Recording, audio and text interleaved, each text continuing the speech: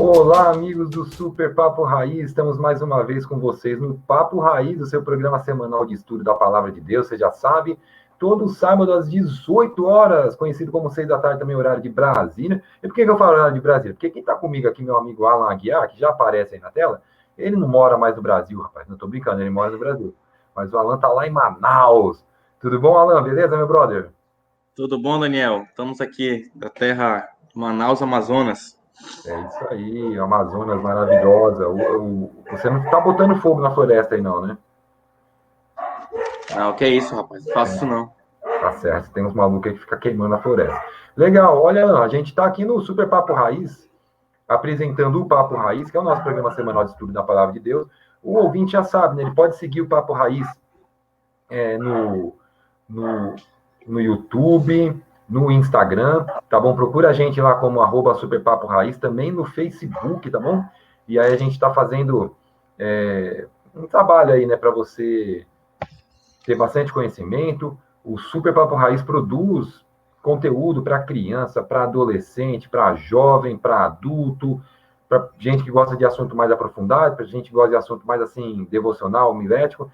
A gente está aí tentando, de alguma forma, apresentar um conteúdo e um conhecimento que ajude as pessoas a se aproximarem de Deus e, enfim, a terem mais preparo para a vida, para o relacionamento com a família, com as pessoas, no trabalho e tudo mais. Esse é o Super Papo Raiz. Nós estamos aqui no Papo Raiz, que é o seu programa de estudo da Palavra de Deus. A gente está fazendo a lição da Escola Sabatina e a gente está na lição 5, Alan. Lição da Escola Sabatina, que é produzida pela Igreja Adventista do Sétimo Dia. Então, diariamente você pode fazer o estudo da lição, inclusive você pode pela internet mesmo, você busca ali lição da Escola Sabatina, tem várias páginas aí que tem a lição gratuita para você acessar também, você pode comprar a sua lição para você poder rabiscar e tal, você recebe pelos correios diretamente pela Casa Publicadora Brasileira, tá bom? Mas a gente está estudando, Alan, aquela questão da educação, e hoje a gente vai entrar num tema que já foi tema de livro, algumas pessoas se debatem muito sobre a pessoa de Jesus Cristo.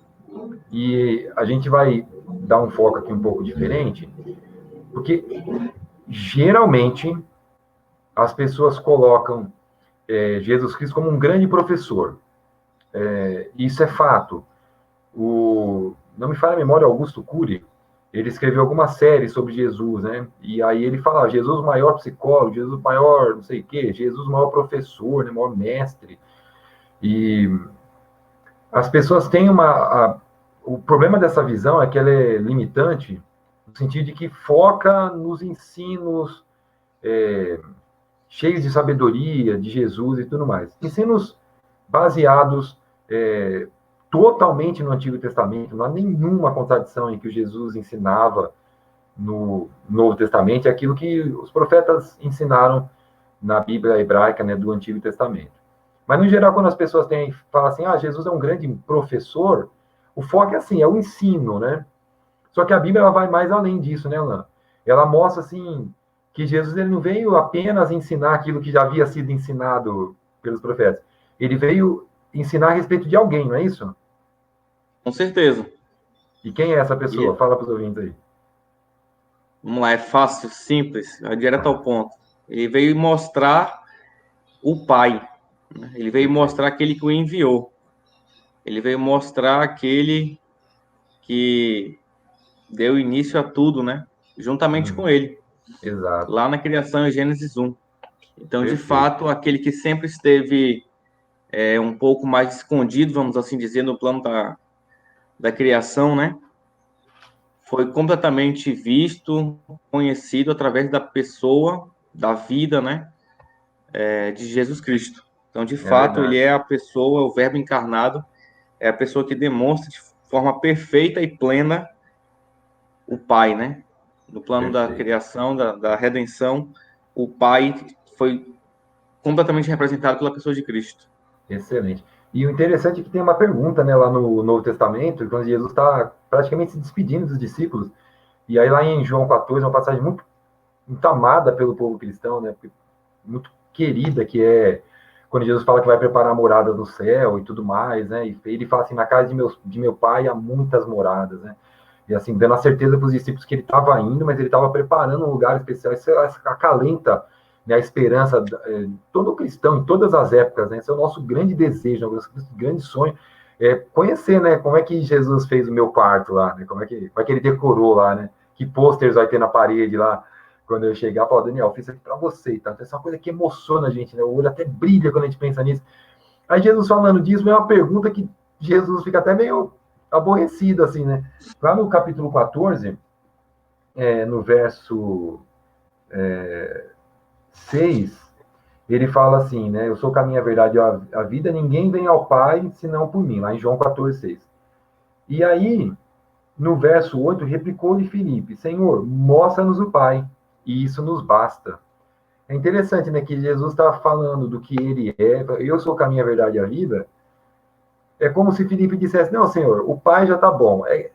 Ele, de alguma forma, ele não tinha entendido, de alguma maneira ele separava assim, na prática, né, e nas intenções dele ali, nos anseios dele, o pai do filho. E aí Jesus fala, né, Filipe, há tanto tempo estou convosco que não me tens conhecido, quem vê a mim, vê o pai. Como dizes tu, mostra-nos o pai. Então parece que Jesus fica meio assim aborrecido, né? Poxa vida, 3 Não anos e entendeu meio, nada ainda. tudo que eu ensinei, tudo que eu. E aí é que é interessante. E aí volta naquilo que a gente está falando antes, né? É mais do que aquilo que Jesus ensinou, né? Aquilo que Jesus proferiu com suas palavras, né?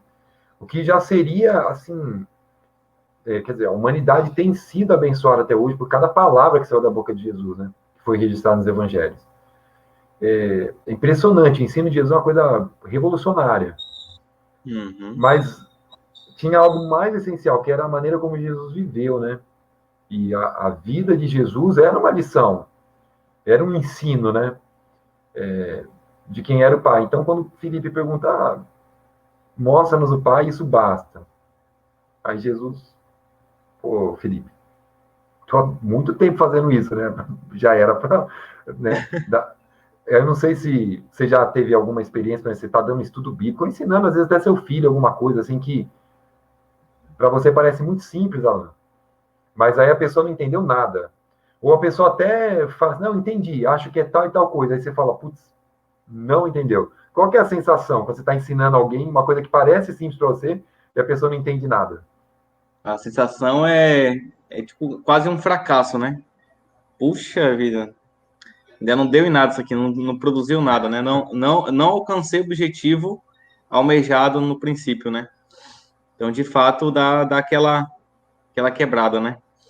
Mas a gente não pode desistir, né? Porque Jesus não desistiu deles. Embora ele fez uma pergunta, né, da qual Jesus demonstrou ali, né, que não tinha ainda alcançado o objetivo que ele queria, né? Que era através da vida dele demonstrar a pessoa, o Pai.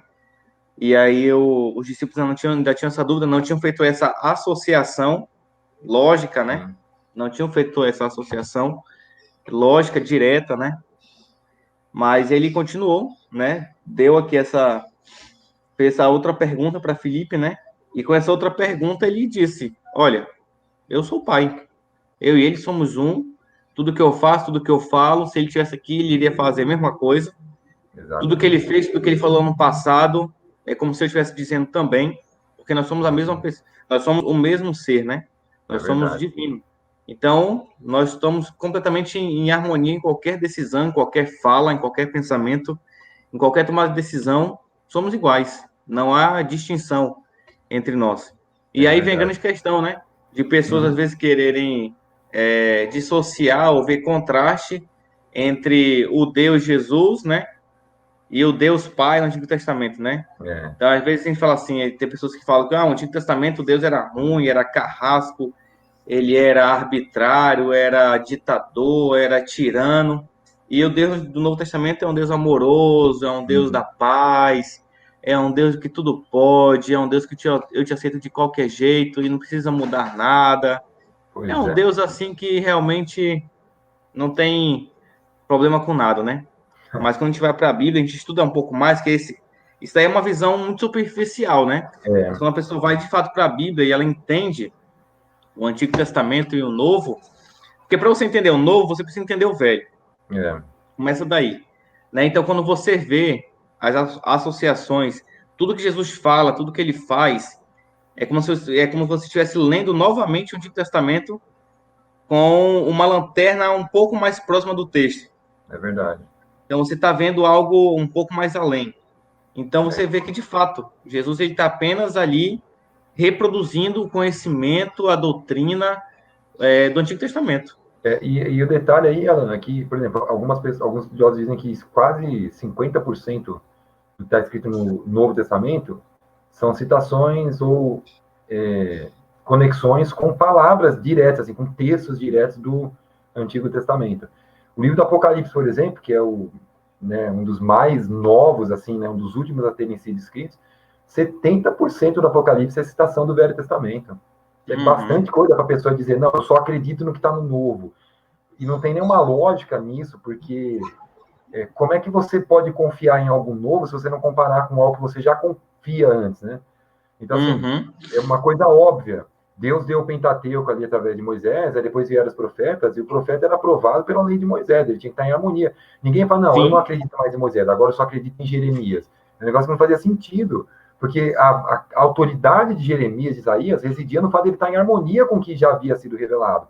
Então, nós nunca deveríamos, essa é uma parte, não tem nada a ver com a lista, mas é uma parte que é importante fazer, nós nunca deveríamos validar o Antigo Testamento a partir do Novo. Tipo assim, eu só acredito no que está escrito no Antigo Testamento se tiver no Novo também. Pelo contrário, a pessoa só deveria acreditar no Novo Testamento se ela pudesse comprovar com o Velho Testamento que o que o Novo está falando é verdadeiro. E foi assim que os cristãos construíram o Novo Testamento.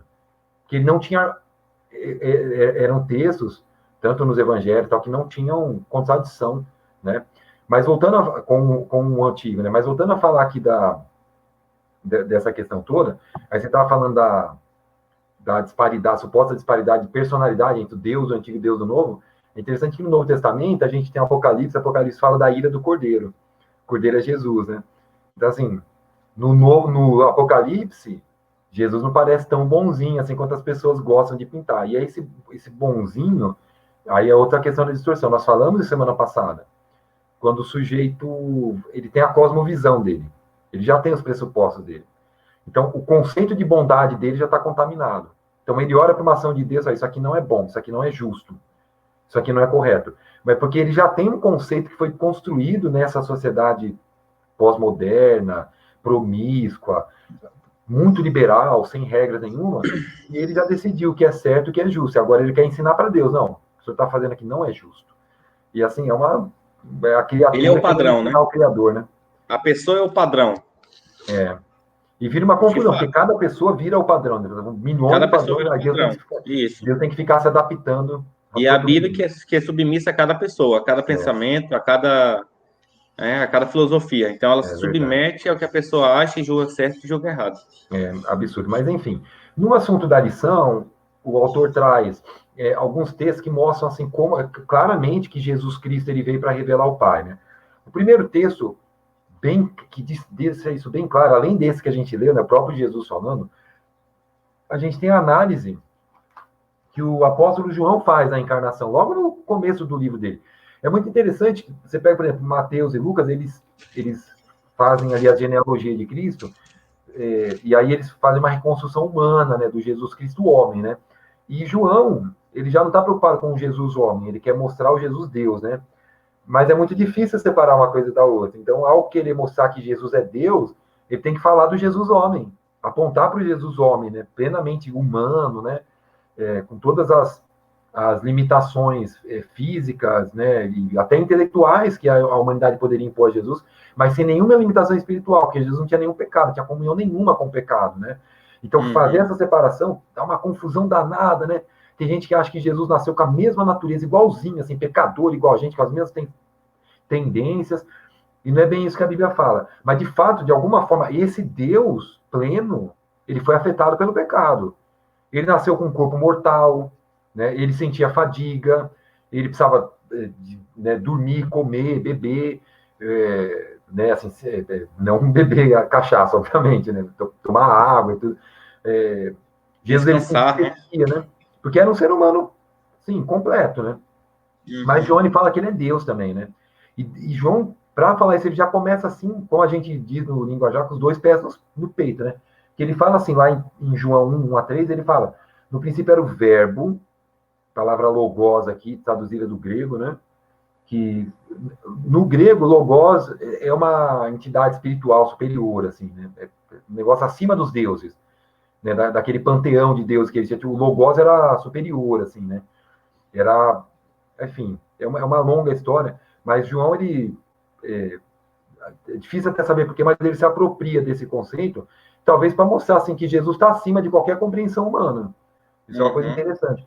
E aí ele fala, e o verbo, né, estava com Deus, e o verbo era Deus. E quando a gente vai lá na criação, a gente vê isso, né? Que no princípio criou Deus os céus e a terra põe sem forma vazia, havia trevas sobre a face do abismo, o Espírito de Deus pairava sobre as águas. Então o Espírito já estava ali presente. E aí quando Deus vai fazer o homem, ele fala assim, façamos o homem, ele conversa com alguém. E ele fala assim, façamos o homem a nossa imagem. Era alguém que já tinha a imagem plena do ser que está falando ali. Pode ser o pai, pode ser o filho, não sabemos. Mas há ali claramente pluralidade, né? Um número maior de pessoas, não era apenas uma pessoa. Isso aí está claro. Deus não ia ficar falando sozinho, né? Façamos eu mesmo, não tem lógica isso. Estava conversando com alguém. Então nós cremos cristãos que esses alguém que Deus estava falando era o Filho e o Espírito Santo. O Espírito Santo é citado nominalmente lá em Gênesis e o Espírito é citado aqui em João. João não cita o Espírito aqui, mas cita Jesus. E lá Moisés não cita Jesus, mas cita o Espírito. Quando a gente junta os dois textos, a gente tem Pai, Filho e Espírito Santo participando do processo da criação. E se a pessoa não ficou com dúvida, né? Isso já ia falar, né? Não entendi. Se a pessoa ficou com dúvida de que... Sim, mas não está dizendo aqui que o verbo é Jesus, né? Então vai para o versículo 14, né, Daniel? Lê pra gente aí, Alan, versículo 14. Diz assim, e o verbo se fez carne e habitou entre nós, cheio de graça e de verdade, e vimos a sua glória, glória como do unigênito do Pai. Ponto. Aí arrebenta qualquer discussão, né, Alan? Isso. Fica Aí muito claro. bota Quem é em tudo. É Jesus. Né? E é interessante a palavra unigênito aí, né? No grego monogenês, ela é bem traduzida aqui, porque às vezes o pessoal traduz como primogênito, somente lá em Colossenses, é uma confusão nas palavras, mas Jesus é monogenês. Na verdade, unigênito ainda dá a ideia de alguém gerado, só que na encarnação, Jesus ele é unigênito no sentido de que não tem ninguém igual a ele. Isso é tão poderoso, Alan, porque assim, Pai, Filho e Espírito Santo, até a encarnação, eles eram absolutamente iguais. Não havia nenhuma diferença de essência, de experiência, hierarquia, de nada. Né? De hierarquia. Aí vem o plano da redenção. Aí o Pai se coloca como o coordenador, né, do projeto, né, vamos dizer assim. O Espírito Santo como aquele que provê os recursos, né? O Espírito Santo é, digamos assim, o supply chain dessa empresa, né? Então, Deus é o diretor da empresa, o Espírito Santo é o supply chain, e Jesus é o produtor ali, o camarada da fábrica ali, que produz o produto salvação, propriamente dito, né? Que no caso é o sangue dele, né? Mas há uma ideia interessante quando no grego você usa as palavras que aparecem ali para escrever Jesus como unigênito, primogênito, que quer que seja, é alguém que não tem par, não tem igual. E é interessante que isso é tanto do ponto de vista da humanidade, não há nenhum ser humano igual a Jesus, porque Jesus é perfeito e é Deus. É um ser humano que tinha toda a divindade escondida em si. Paulo fala isso, né? Em Cristo habita corporalmente toda a plenitude da divindade. Então não há nenhum ser humano comparado com Jesus. Mas é interessante que, por causa da encarnação, Jesus se torna incomparável em relação também ao Pai e ao Espírito Santo.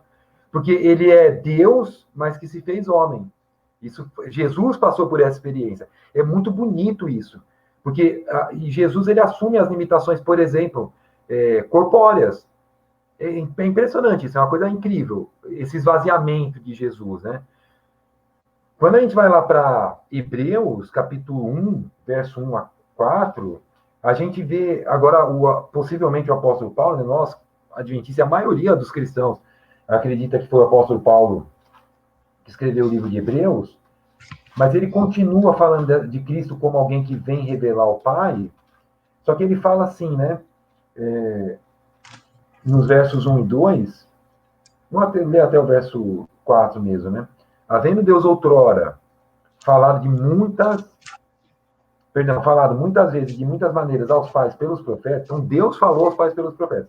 Nesses últimos dias nos falou pelo Filho, a quem constitui o herdeiro de todas as coisas, pelo qual também fez o universo. Através do Filho, Deus fez o universo. Aí vai lá, né, tá em harmonia com João e com Gênesis, né? Ele que é o resplendor da glória e a expressão exata de seu ser. Isso aqui é... Caramba, isso aqui dava uma lição na escola sabatina um trimestre inteiro, só para entender o que significa essa expressão. Cristo expressa completamente, perfeitamente, exatamente, sem nenhum desvio, sem nenhuma diferença. Ele expressa, né, a glória, né, e a exatidão do ser de Deus, né, sustentando todas as coisas pela palavra do seu poder. Depois de ter feito a purificação dos pecados, assentou-se à direita da majestade nas alturas. E aí, de novo, você vê a referência à criação, ele sustenta todas as coisas pela palavra. Ele é a palavra, mas a palavra dele é a palavra que sustenta todas as coisas. Então, quando a gente junta tudo isso, Alan, é incrível. Quem falou lá em Gênesis 1, haja luz, não foi o Pai, foi Jesus Cristo. E ele é criador e redentor. Um negócio que arrepia, um negocinho impressionante. Isso não é uma invenção dos adventistas, né? Você vai lá em Ellen White, por exemplo, ela deixa isso muito claro. Mas ela não se preocupa em fazer nenhuma exegese, igual a gente está fazendo aqui. Ela simplesmente afirma.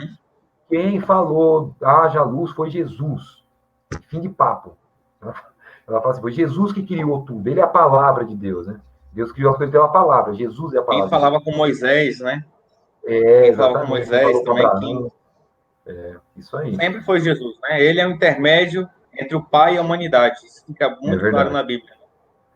Muito claro mesmo. Então, de fato, a gente não pode mais enxergar Jesus e o Pai como algo distinto, né? Contraditório. Muito pelo contrário, a Bíblia apresenta a divindade como algo muito harmônico, como algo, nem falar aqui, expressão exata. Exata só pode ser a pessoa que é a mesma, né, divindade. Então não pode ter nenhuma contradição. É uma expressão exata mesmo do seu ser. Então todos os ensinos, toda a revelação e explicação que Jesus deu em relação à lei, em relação às questões que ele foi sempre interrogado, né, colocado contra a parede para dar uma solução, todas elas, querido, foram completamente baseadas no que ele já havia ensinado no Antigo Testamento. Tudo que ele fez e falou foi aprovado pelo Antigo Testamento. E a sabedoria de Cristo nesses embates, né, que você falou. Nossa, eu lembro de algumas coisas assim, né? Aí o sujeito vinha fazer uma pergunta que, na concepção dele, ia deixar Jesus contra a parede. Aí Jesus fala, tá bom, antes de eu te dar essa resposta, eu vou te fazer uma pergunta. O batismo de João era de Deus ou era dos homens? Aí deixava o sujeito numa saia justa, porque João era muito popular, João Batista, né? Então aí, se falasse que era dos homens, ele ia dizer... Eles iam ficar com medo do poço. Falasse que era de Deus, mas por que vocês não aceitaram? Então, assim, às vezes o sujeito vinha assim, não, agora eu vou pôr Jesus na parede. Tem vários embates, assim. Depois convido os nossos ouvintes a ler os evangelhos, assim, mas os embates de Cristo com os fariseus, com os saduceus, com os escribas, era impressionante, porque era assim, era um compêndio, assim, era uma legião de pessoas organizando, pensando, não, pô, aí a gente pergunta isso, a gente fala aquilo, aí vinha todo cheio de pompa, agora eu vou derrubar esse Jesus aí. Não, mas antes disso, responde essa pergunta. Aí deixava o sujeito... Porque havia muita sabedoria, um grande professor. Então, quando as pessoas apontam Jesus como professor por excelência, no mestre dos mestres e tal, isso é uma realidade do ponto de vista humano mesmo. Nenhum ser humano ensinou com tanta clareza, de forma tão direta, como Jesus ensinou. Nenhum ser humano fez isso. Ponto. Mas, quando nós cristãos, afirmamos que Jesus Cristo é mestre, nossa preocupação não é essa. Porque, assim, não entenda como nenhum desprezo pela pessoa de Jesus. Jesus não veio apenas ensinar a interpretar a lei. Deus poderia ter levantado outro profeta humano também, igual a gente, para falar melhor da lei e tudo mais. mas o que Jesus veio fazer, e aí nenhum ser humano poderia fazer. O ensino, assim, absolutamente inatingível de Cristo é a revelação do Pai. Isso é uma coisa que não tinha como ser humano, que nunca viu, que nunca viveu, que nunca experimentou, que nunca conversou, que nunca abraçou, que nunca planejou nada junto com Deus, revelar Deus da maneira como Jesus revelou. Então, assim, os ensinos dos profetas já estavam ali, Jesus veio meio que interpretar, e só nisso já havia sabedoria espantosa, né? Inegável, assim, uma delícia ver os ensinos de Jesus, uma coisa assim maravilhosa. Mas nós não podemos limitar a nossa experiência com Cristo a apenas aquilo que ele ensinou verbalmente ali, mas é olhar para a vida dele e aprender com a vida dele, né, Alan? E aí tem Sim, um texto na Bíblia, Filipenses capítulo 2, que Paulo ele toma justamente essa experiência como modelo para nós, né? E eu gosto muito dessa passagem, muito mesmo. Lá em Filipenses, no capítulo 2, a gente tem Paulo preocupado com um problema, que era o problema da divisão. A igreja de Filipe era uma igreja muito amada, Paulo gostava muito da igreja, mas ele estava preocupado porque havia ali disputas internas. E aí, do 2 até o 4, ele fala assim, pois, alguma exortação em Cristo, alguma consolação de amor, alguma comunhão do Espírito, se há entranhados afetos e misericórdias, completai minha alegria, de modo que penseis a mesma coisa, tenhais o mesmo amor, sejais unidos de alma, tendo o mesmo sentimento. Nada façais por partidarismo ou vanglória, mas por humildade, considerando cada um os outros superiores a si mesmo. Não tenha cada um em vista o que é propriamente seu, senão também, cada qual, o que é dos outros. Então, assim, esse ensino é maravilhoso. É isso aqui, olha, vamos parar com as rixas, com as divisões, cada um pense no próximo, cada um considere o outro superior a si mesmo. É legal viver isso. Mas você conheceu algum ser humano, Alan, que você pode falar, não, um dia eu conheci um ser humano que viveu isso perfeitamente, que é um exemplo disso aqui que Paulo está ensinando. Você já conheceu alguém assim? só o Jesus da Bíblia. Exatamente. E é exatamente por isso que Paulo não para aqui. Paulo não para no ensino. Ele pega um exemplo, um modelo daquilo que ele tinha em mente. Só que agora, você pega os escritos de Paulo, ele sempre pega como exemplo, aí pega Abraão, ele cita Agar, cita Sara, né? Ele vai pegando os bons e maus exemplos ali para construir o pensamento dele. Agora, Sim. travou o negócio. Ele queria que as pessoas considerassem os outros superiores a si mesmo, mas não, quem que eu vou pegar que fala, não, isso aqui pode imitar esse camarada aqui que dá tudo certo. Aí ele vai pegar um modelo, um exemplo. Esse modelo, como o Alan já adiantou aqui, é a pessoa do Senhor Jesus Cristo. E aí no verso 5, Paulo fala, né? Tende em vós o mesmo sentimento que houve também em Cristo Jesus, pois ele, subsistindo em forma de Deus, não julgou como usurpação ser igual a Deus, antes assim mesmo se esvaziou, assumindo a forma de servo, tornando-se em semelhança de homens, e reconhecendo em figura humana, a si mesmo se humilhou, tornando-se obediente até a morte, e morte de cruz. Show esse texto. Quantas vezes a palavra esvaziou-se, se humilhou, se submeteu? Caramba, era o Deus do universo. A gente acabou de falar com ele que criou tudo. Alan, é Aí muito você olha forte para isso, você cara. agora Como e é que você é? vê o quão longe nós estamos, né? Pois é. O quanto orgulhosos nós somos às vezes ainda, né?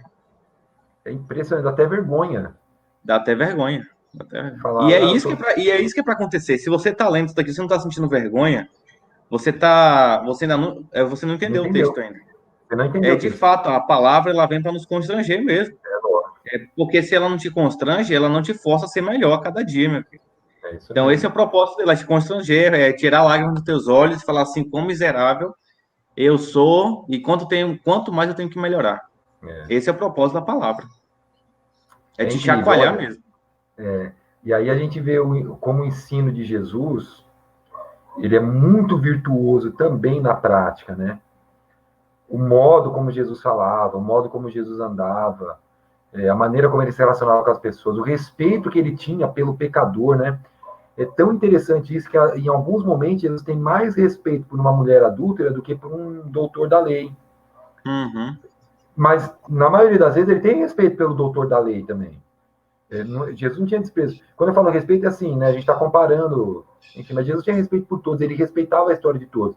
No caso, ele cobrava mais de quem tinha mais para oferecer. Lógico. Né? Então, com os doutores da lei, Jesus era mais direto, mais duro, porque eles eram doutores da lei. Eles já, né?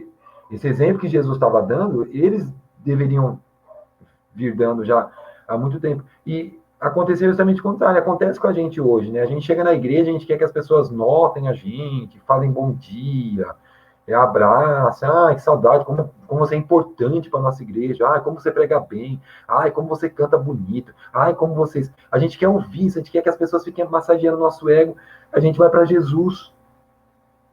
Você não veio para a igreja, o culto quase que não aconteceu, né? Nossa, você era a peça fundamental para o culto acontecer. A gente quer ouvir, a gente gosta de ouvir isso, né? Aí Jesus certamente gostava de ouvir isso também, mas não veio procurar isso. Quase nunca ouviu elogios, né? Nem dos discípulos, né? Justamente, quando ele resolveu, Daniel, e quando ele resolveu aceitar elogio, né? Um monte de gente lá levantando palmeira para ele e tal. Quando ele resolveu aceitar esses elogios aí, ele estava caminhando para morrer. Caramba, impressionante, né? Para se sacrificar. Então, assim, fica para nós que vamos estudar essa lição essa semana, Ana, olhar para os ensinos de Jesus como, sem dúvida nenhuma, um ensino superior. É inigualável.